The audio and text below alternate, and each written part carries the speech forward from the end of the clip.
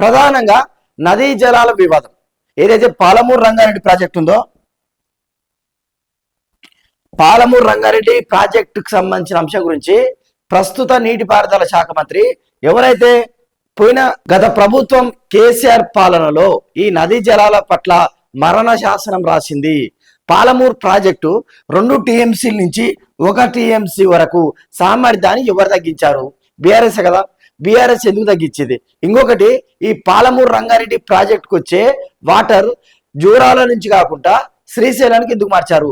దీని గురించి వివరణ చెప్పాలని ఆయన అడగబోతున్నట్లు మనకు క్లియర్ గా అర్థమవుతుంది. అదే విధంగా దానికి మాజీ నీటిపారుదల శాఖ మంత్రి హరీష్ రావు ఏ విధంగా రిప్లై ఇస్తున్నాడు? నెక్స్ట్ అంశం వచ్చేసి పాలమూరు రంగారెడ్డి.